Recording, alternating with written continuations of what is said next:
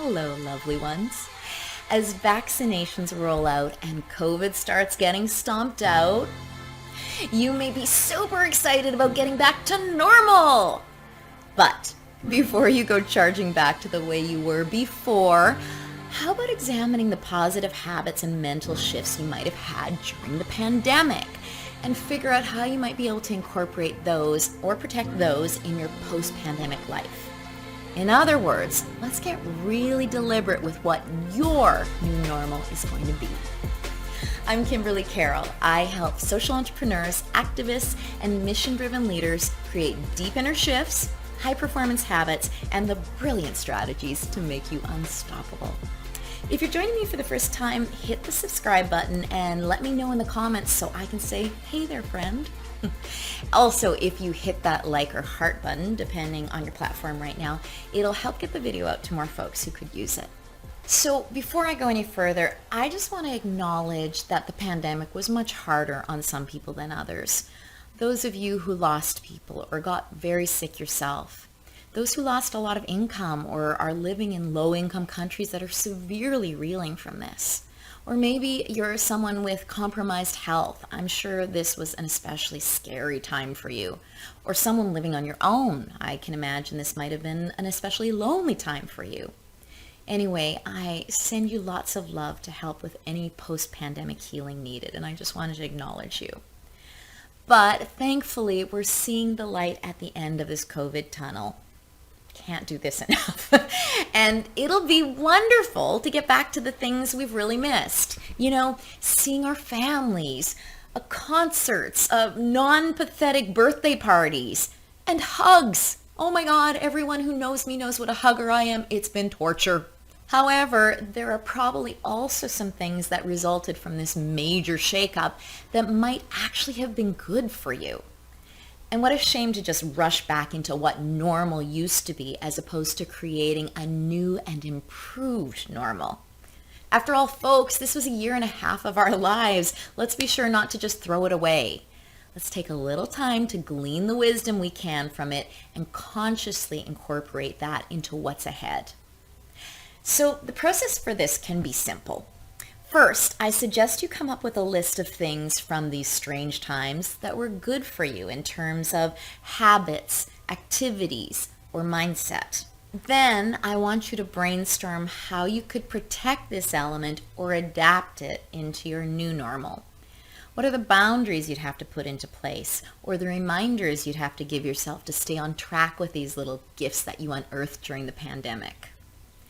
Now, you could do this exercise in your head, but I'll tell you, writing it all down makes it much more deliberate and much more likely to stick. So let's work through a few examples together. I'll just start with an example from my own life. Since I wasn't able to see my family during most of the pandemic like I usually do, because they live in a different part of the country, we ended up doing regular virtual happy hours together. And of course, sometimes got rip-roaring drunk together over Zoom. That's my family. And we'd never thought about doing virtual family cocktail hours before the pandemic. So seeing as how, even in normal times, I still only get to see them 3 or 4 times a year, and I love them, I want to keep these Zoom hangouts happening on top of our in-person visits in order to get more time together as a family and feel more connected even if we are a few thousand kilometers apart. Another example, something a lot of folks have told me in kind of hushed tones as if they shouldn't feel this way, is that they've actually really enjoyed not having so many social activities.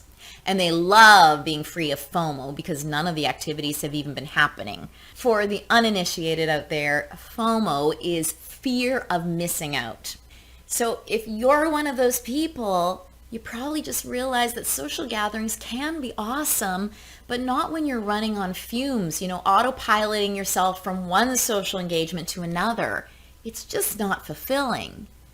When we actually allow ourselves regular guilt-free alone time or downtime, it's amazing how much of our full selves we can then bring to social times, and as a result, how much richer those times can be. So, as social invitations ramp up, maybe put some really specific boundaries around your social commitments. like only one bigger event every 2 weeks, and then maybe an additional small scale social something weekly, or less than that, or more than that, depending on what your original normal was. Just get really specific about what parameters you're bringing to your social scheduling and stick with those for a bit. Once you've experimented a little with that pace, you can adjust accordingly.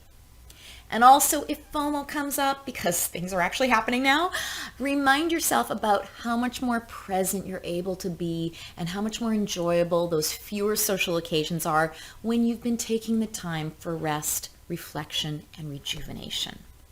Another thing I've heard from quite a few people is they've liked how much less they've been buying and spending. Some of you really liked learning you could do with less. Good for the wallet, good for the environment, and really pretty liberating.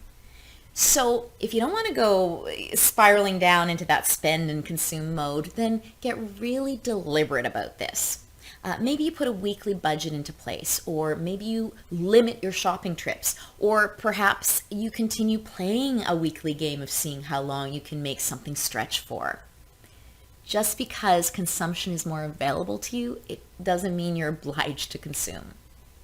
Another example, if working from home really agreed with you, do your best to see if you can, well, first of all, stay working from home, but if that's not possible, see if you can negotiate at least a day or two weekly of working from home. Really make your case to your employers about how much more productive and content you are as an employee. And if there's actual data you can show them, even better. And if continuing working from home just isn't at all possible, determine the things that you loved about working from home in particular, and seeing if you could bring at least some aspects of that into your workplace. Like maybe you don't have to go back to wearing heels or a tie. Maybe you make sure you bring healthy snacks to work so you can just graze through the day as opposed to having the expense and calories of going out for a big lunch. Maybe you put a jokey sign up in your cubicle that says, "Do not disturb, punishable by death," to signal to coworkers those times when you really want to concentrate. Last one.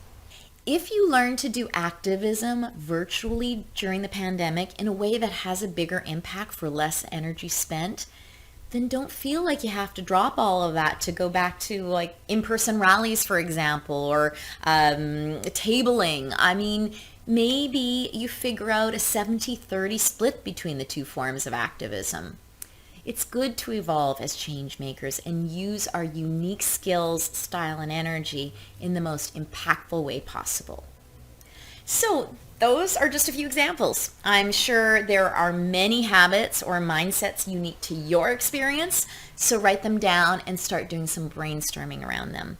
And if you could use some help, share some specifics in the comments below and I'll try to help you out. Just make sure you mine the learnings from this challenging year and a half and put them to good use, for God's sake. Okay, if you found this helpful and you want more, check out my free Power Tools for Changemakers mini course. This is actually a perfect training for you to go through on the precipice of a new phase. In the 5 trainings, I give you tools for dealing with overwhelm. I give you tools for bridge building and persuasion, for processing pain and compassion fatigue, and really upping your productivity. All to take you and your mission to the next level. Just go to KimberlyCarroll.com and sign up for free, and we get to stay in touch a little bit more. Now, go consciously create that new and improved normal.